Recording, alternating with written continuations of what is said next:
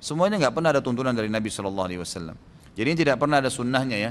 Termasuk ikhwas sekalian tidak boleh bersalaman setelah sholat. Assalamualaikum warahmatullah. Assalamualaikum warahmatullah. Saya salam bid'ah. Assalamualaikum warahmatullah. Assalamualaikum warahmatullah. Tiba-tiba tangan disodorkan untuk salaman, kanan dan kiri. Boleh tidak? Apa hukumnya mengusap wajah setelah sholat dan setelah berdoa? Apa hukumnya bersalaman setelah sholat? Semuanya nggak pernah ada tuntunan dari Nabi Shallallahu Alaihi Wasallam. Jadi nggak ada tuntunan Nabi SAW setelah salam mengusap wajah, itu nggak ada dalilnya. Satu pun nggak ada hadisnya. Jadi nggak ada, sama dengan habis berdoa usap wajah, nggak ada. Ini cuma tradisi kita saja. Saya juga lihat ada tradisi banyak sekali ya di Indonesia yang dijadikan sebagai sebuah bawaan gitu. Kalau pada saat kunut pun subuh membalik telapak tangan. Saya nggak tahu kenapa balik telapak tangan itu, gitu kan? Katanya karena ada doa di situ minta agar dijauhkan dari keburukan. Tidak pernah ada riwayat menjelaskan Nabi SAW yang membalik telapak tangan pada saat berdoa.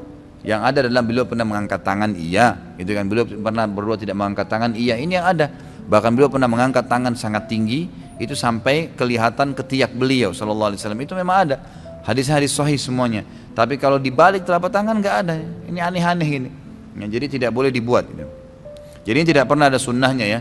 Termasuk ikhwas sekalian tidak boleh bersalaman setelah sholat kalau dijadwalkan itu, dianggap bagian paket dengan sholat berjamaah. Jadi dianggap nggak enak kalau nggak salaman, gitu kan?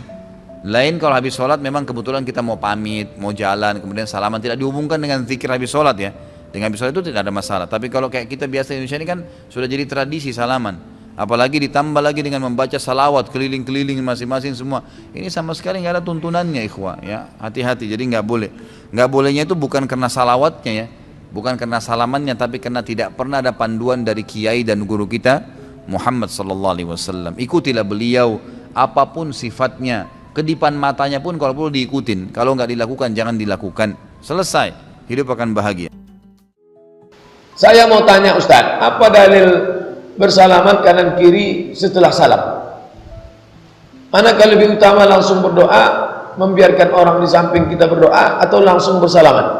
Assalamualaikum warahmatullah. Assalamualaikum warahmatullah. Saya salam bid'ah, masuk neraka. Kata Imam Nawawi ini hafal dia Sahih Muslim. Imam Nawawi ini yang mensyarah Sahih Muslim. Kata Imam Nawawi, bersalaman setelah sholat, bersalaman sebelum sholat, boleh, tak ada larangan. Asal jangan bersalaman sedang sholat, itu tidak boleh.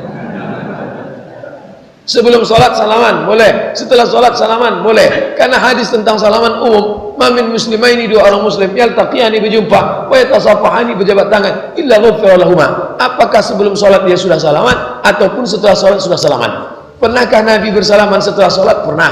Nabi selesai sholat, datang sahabat mencium tangannya, menyalaminya.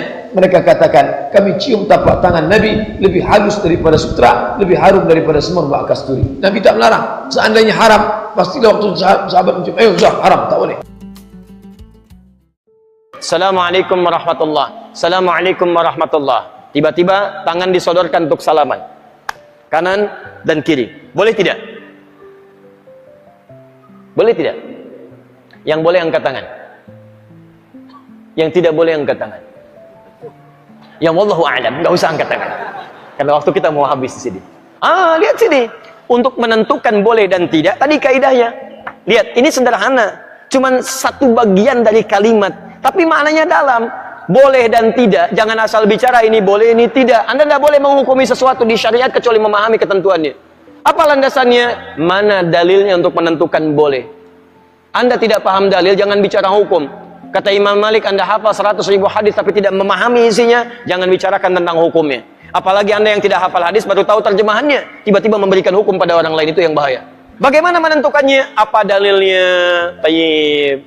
Hadis riwayat At-Tirmidzi menyampaikan dari Nabi SAW, tidaklah dua orang muslim bertemu dimanapun kapanpun. Catat kalimat itu, dimanapun kapanpun, mau di dalam masjid, mau di luar masjid, mau di kantor, mau di rumah, kapanpun, dalam kondisi yang dibenarkan. Mau setelah sholat, mau di luar sholat, yang dibenarkan, karena di dalam sholat gak mungkin. Maka diampuni dosa-dosa yang pernah melekat pada keduanya. Pada keduanya. Itu begitu belum lepas ini, digugurkan dosa-dosa yang pernah melekat di antara keduanya. Sekarang persoalannya, Assalamualaikum warahmatullah. Assalamualaikum warahmatullah. tiba-tiba salaman, tek kanan, tek kiri. Dalilnya ada yang tadi. Karena hadis tadi tidak membatasi. Mau ba'da salat, mau di luar masjid, mau jadi dari salat, yang penting salaman. Boleh tidak? Boleh kalau bicara dalil itu boleh. Cuman persoalannya contoh tidak ada. Kaidah mengatakan kalau tidak ada contoh, ya tidak ada masalah. Yang penting ada dalil. Karena patokannya dalil ada. Karena tidak setiap kesempatan Nabi mencontohkan itu. Dalilnya ada. Di begitu assalamualaikum warahmatullah. Assalamualaikum warahmatullah. Anda zikir terlebih dahulu. Astaghfirullah, astaghfirullah, astaghfirullah. Allahumma antas salam, minkas salam, tabarakta ya dzal jalali dan ikram. Selesai. Assalamualaikum akhi. Assalamualaikum akhi. Masya Allah. Taqabbalallahu minna wa minkum. Assalamualaikum. Makanya Nabi selesai salat, beliau bersalaman. Sahabat mengejarnya. Ada Anas mengejar Nabi, dan sebagian mengejar Nabi, salaman mengejar Nabi SAW. Hadisnya sahih, bahkan di Al-Bukhari. Paham ya? Jadi tidak ada masalah teman-teman sekalian, tapi kita paham fikih prioritas.